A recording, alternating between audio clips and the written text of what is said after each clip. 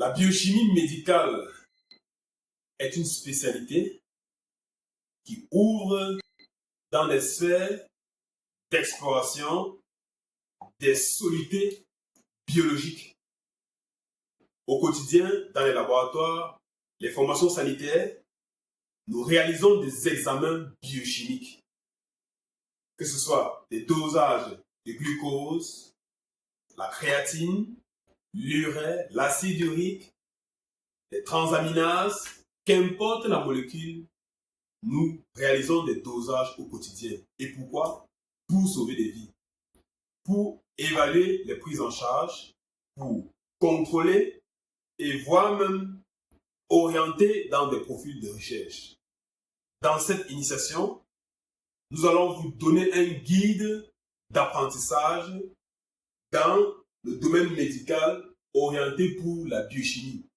Si vous êtes étudiant, déjà même professionnel sur le terrain, vous êtes en cycle de recherche, qu'importe votre spécialité orientée dans la santé. Si la biochimie médicale vous intéresse, si c'est votre premier stage, ou alors vous avez fini même votre stage en biochimie, mais quand il est question de faire un rapport pour votre séance pratique que vous avez effectuée en biochimie, vous avez comme un vide mental. Vous avez passé tout un mois à pipeter, à réaliser des dosages, à faire ci, à faire ça, à conserver des échantillons, mais vous n'êtes pas capable de rédiger, de ressortir un rapport, n'est-ce pas, fiable, authentique, sur votre travail. Cette initiation vous conseille. Et reste jusqu'à la fin, ne doute pas. Si ça t'intéresse vraiment, tu vas gagner beaucoup. Parce que nous allons aborder des points clés que, une fois maîtrisés, qu'importe le laboratoire, qu'importe le plateau technique, vous n'aurez plus jamais ce vide mental. Vous n'aurez plus jamais cette incapacité à développer, à partager votre savoir s'agissant de la biochimie médicale.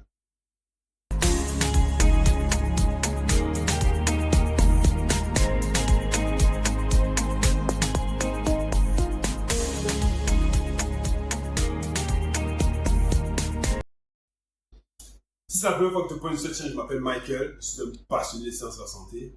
Et sur cette chaîne, je te partage ma passion dans plusieurs spécialités. En matière de santé, la biologie médicale, nous y sommes.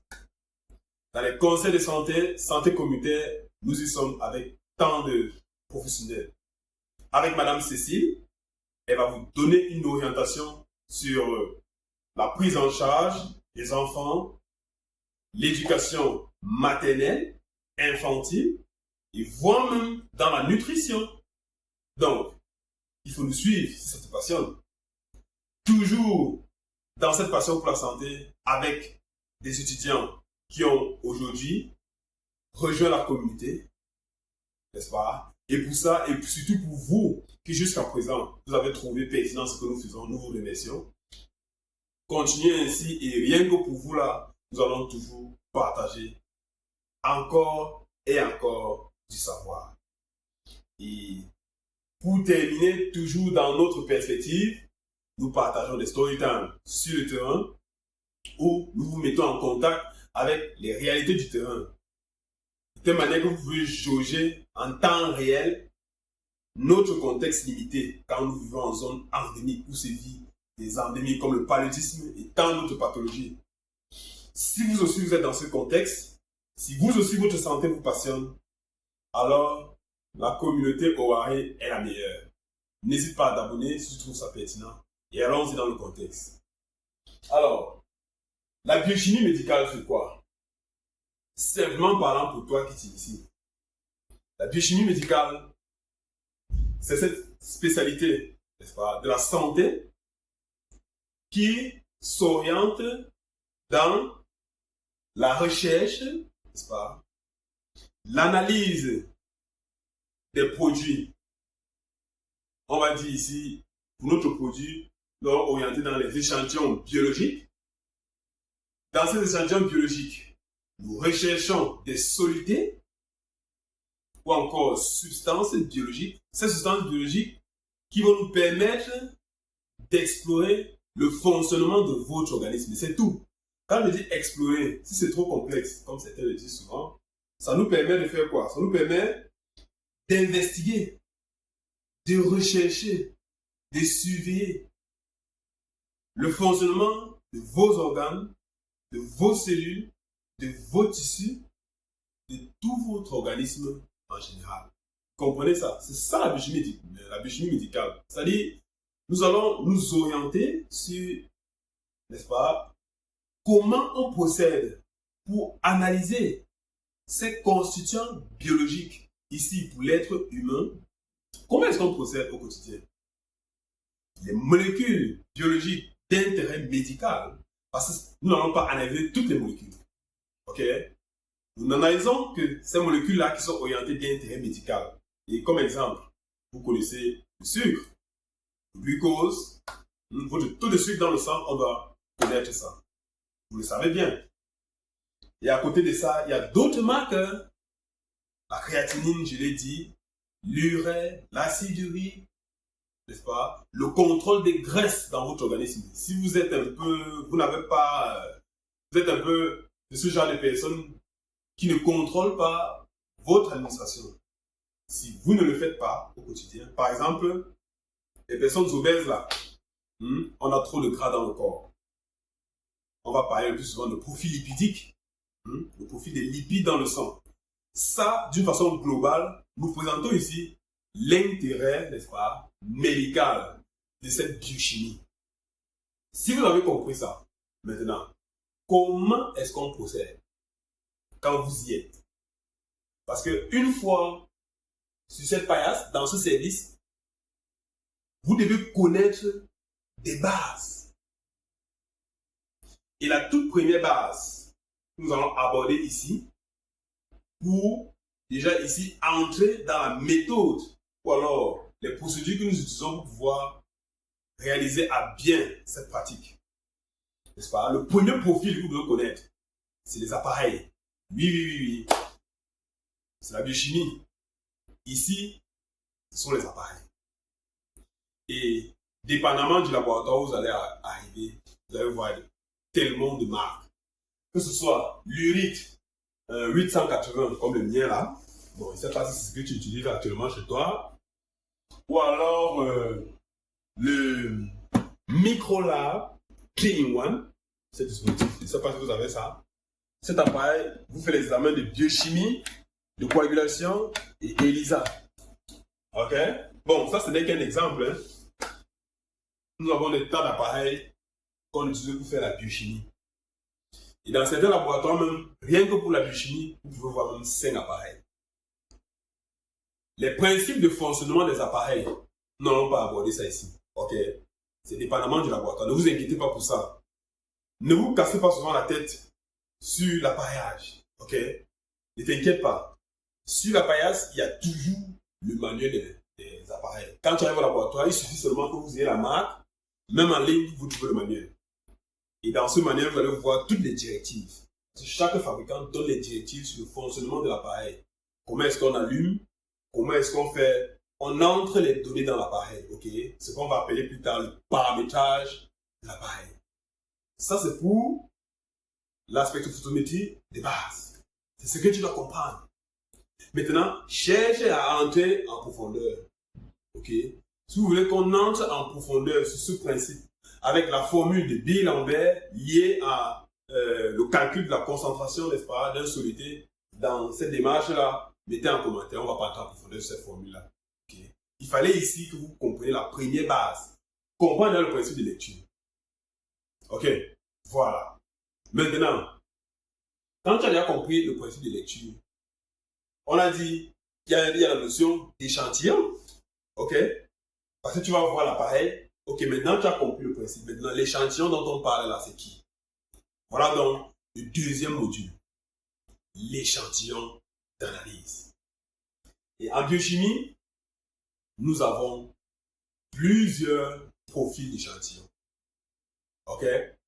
Ne t'inquiète pas, note. Donc on continue. L'échantillon dans la biochimie, vous devez comprendre c'est quoi un échantillon en biologie. Quel type d'échantillon en biochimie on peut avoir. En biochimie, le premier profil d'échantillon, c'est l'échantillon du malade ou du sujet. Ok? Vous devez être capable de collecter un échantillon pour analyse biochimique. Que ce soit un examen, je dirais, dépendamment du type d'examen à faire, vous devez être capable de collecter l'échantillon. Que ce soit pour la biochimie, l'ionogramme par exemple, ou alors le profil lipidique, n'est-ce pas? Les tests de dosage enzymatique, les hormones, vous devez connaître toutes les consignes. Si vous voulez qu'on entre en profondeur dans les directives s'agissant de la collecte de l'échantillon biologique sur le sang, le LCR, ou tout autre liquide, biologique ou non biologique, orienté dans les tests biochimiques, mettez en commentaire. Ça, c'est déjà le deuxième palier qu'on aborde. À côté de l'échantillon biologique, nous avons ce qu'on appelle l'échantillon blanc. Oui, c'est là que ça devient intéressant. Sois très attentif ici. L'échantillon blanc en biochimie, c'est un échantillon qui ne contient pas le soluté qu'on recherche. C'est pour ça qu'on dit qu'il est blanc. Et à quoi est-ce que l'échantillon blanc va nous servir? Si vous n'êtes pas capable de reconnaître tous ces types d'échantillons, vraiment, ne te fatigue pas. Vous aurez des difficultés. Allez-y progressivement. On va maintenant passer à la prochaine étape, qui est ce qu'on appelle les kits. Les kits d'analyse en biochimie. Vous devez comprendre. C'est quoi un kit d'analyse en biochimie?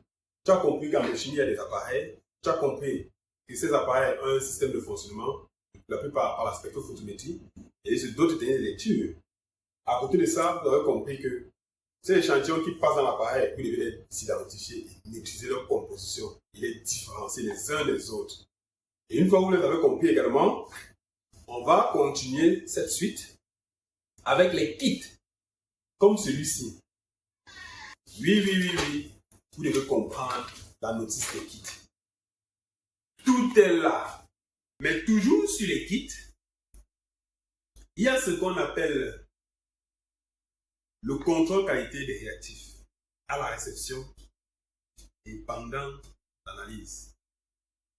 Maintenant, toujours sur les réactifs, la conduite à tenir pour la réception et le contrôle qualité des réactifs, on a abordé une vidéo là-dessus. Le lien va s'afficher là. N'hésite pas à suivre ce lien pour en apprendre davantage. Soit là ou de ce côté, ça va s'afficher. Ok, on a fait une vidéo où on aborde de long en large, n'est-ce pas, le contrôle qualité des réactifs.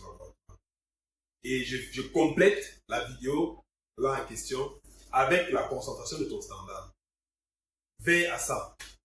J'ai dit, vous ne connaissez pas comment on a conservé le réactif. C'est ce que tu ne dois pas oublier. N'oublie jamais ça. Est-ce que c'est clair? Voilà. Maintenant, vous avez compris cette partie. On a parlé pendant la démarche analytique du pipettage. Vraiment, vos micro-pipettes. Utilisez les micro-pipettes calibrées. Est-ce que c'est bon? Et on va donc tout de suite entrer dans la notion, n'est-ce pas, d'exactitude, de précision et de fiabilité. Mais avant, j'aimerais qu'on parle encore de quelque chose. Et je vous ai dit, micro-pipette calibrée. Maintenant, avant d'aborder l'exactitude, je veux qu'on revienne sur une petite notion ici. Chaque notice vous donne la méthode d'analyse en biochimie. Vous avez compris la technique d'analyse, spectrophotométrie à absorbance. Maintenant, vous devez comprendre la méthode. Vous devez comprendre la méthode d'analyse. Les deux méthodes que vous devez comprendre pour votre utilisation de base. Nos appareils à spectrophotométrie d'absorbance ici sont capables d'effectuer la lecture de la plupart des solutions préparées. Ils vont lire. Mais maintenant, la lecture va dépendre de deux profils. soit la méthode colorimétrique ou la méthode enzymatique. J'espère que c'est clair, c'est ça que tu dois retenir. C'est très important, tu dois comprendre ça. Tu as compris la technique de lecture, mais tu dois comprendre que chaque soluté qu'on va doser a une méthode. Et on a les colorimétriques et les cinétiques. Est-ce que c'est clair? Donc ne te casse pas la tête. Ne cherche pas trop à retenir. À chaque fois que tu auras une notice, vous aurez des indications. Maintenant, nous allons aborder les points d'efficacité, de fiabilité, de précision de nos appareils, de la démarche de manipulation. Ceci pour faire quoi? Assurer la qualité de nos résultats. Vous avez déjà compris toutes les bases que vous devez maîtriser. Que ce soit la préparation de votre poste, le matériel de biochimie, la propreté, les tubes à hémolyse que voici. Vous devez utiliser la meilleure qualité. N'utilisez pas trop les tubes recyclés. Ok? La collecte de l'échantillon en respectant le conditionnement et les conditions. Le conditionnement ici, c'est regarder qui. Au fait, quand on dit les conditions et le conditionnement pour l'analyse, le malade doit respecter quelles conditions avant l'examen? Nous allons aborder des termes clés que vous devez maîtriser pour les bases en biochimie. Ok?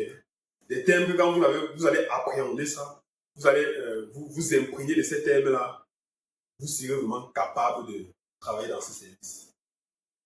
Maintenant, le premier terme que vous devez maîtriser en biochimie médicale, c'est l'exactitude. Est-ce que vous comprenez? Et dans certaines références, on va vous dire, par exemple, une méthode sera qualifiée d'exacte, n'est-ce pas, quand elle aura toujours des données proches du résultat vrai. Est-ce que vous comprenez ça? Oui, oui, oui. Mais dans le prochain thème qu'on va aborder, c'est ce qu'on appelle la précision. La précision d'une méthode ou d'un appareil. Je dis bien ceci. Une méthode peut être précise, mais inexacte, manquée d'exactitude, quand par exemple, elle est capable de donner des résultats proches les unes des autres. Exact. Mais si ces résultats restent toujours éloignés de la valeur vraie ou réelle, alors la méthode est certes précise, fidèle, mais elle est inexacte. Parce que certes, elle est reproductive. Donc, on parvient à obtenir la même valeur plusieurs fois quand on répète la méthode dans les mêmes conditions. Mais alors, cette valeur qu'on ne cesse de répéter reste éloignée de la valeur vraie. Par conséquent, cette méthode reste comment? N'est-ce pas? Elle reste précise, fidèle, mais inexacte. L'exactitude est constante pour la précision, alors cette méthode est fiable. Voilà, je pense que c'est clair maintenant. Vous devez maîtriser c'est quoi l'exactitude, la précision ou fidélité et la fiabilité d'un appareil ou d'une méthode. Vous devez comprendre ça. Ça, c'est la base. Je vous assure, c'est la base. Tu dois comprendre ça. Maintenant, comme supplément, vous devez également comprendre d'autres thèmes. Et on va voir ça vite fait pour clôturer ici. On a ce qu'on appelle la sensibilité analytique. On vous dira que la sensibilité analytique, c'est la capacité d'une méthode à détecter les faibles concentrations dans une substance. Plus une méthode est sensible, plus elle détecte de petites quantités de soluté. C'est bon. Voilà. Et maintenant, la spécificité.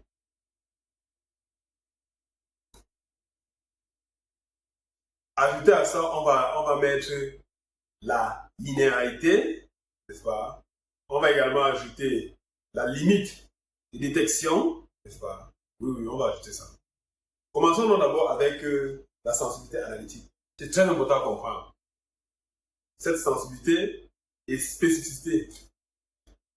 Voilà donc les bases de la précision en biochimie. Ajoutons à ça donc la linéarité. La linéarité.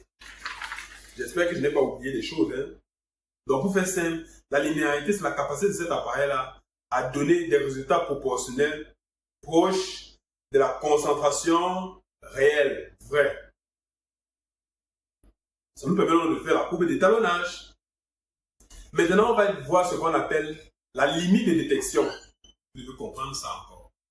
La limite de détection, c'est la plus petite quantité de soluté qu'un appareil peut détecter ou une méthode peut détecter, mais qu'on ne peut pas quantifier avec exactitude et précision. Or, la limite de quantification, c'est celle-là que tu détectes et que tu peux mesurer avec exactitude et précision. Voilà ainsi présenté les thèmes clés pour votre initiation, surtout pour les étudiants là. Ouais, si vous êtes vraiment au début là, vous ne savez pas comment faire l'initiation en biochimie. Voilà ce qu'il faut faire. Avec ça, je sais que la première écoute, vraiment, ça serait tellement complexe. C'est pour cette raison que je vous demande de réécouter, de noter tous les thèmes clés qu'on a cités ici. Et je vais récapituler. Ces thèmes que vous devez utiliser au quotidien comme socle d'initiation, comme les garde-fous. À partir de ça, vous allez donc aller entrer en profondeur, dépendamment de la thématique. Que ce soit de l'appareillage, vous devez entrer en profondeur. Les techniques de lecture, nous sommes en train de récapituler. Les socles. L'appareil, vous devez entrer en profondeur. Si vous ne mettez pas en commentaire, si je ne vois pas un bon taux de réaction, moi, je ne peux pas faire ça. Vous comprenez? Je vais le faire, mais ça serait d'accepter. Oui. Si c'est temps, on va achever ici. Merci d'avoir regardé. Et à très bientôt pour de nouvelles perspectives.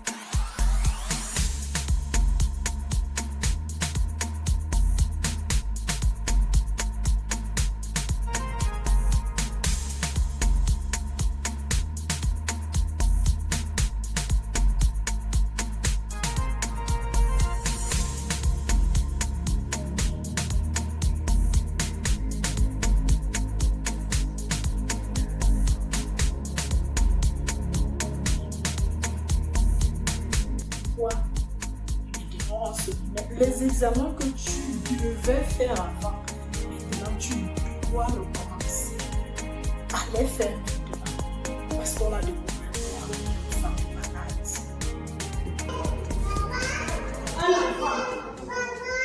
Vous savez pourquoi je dis cela?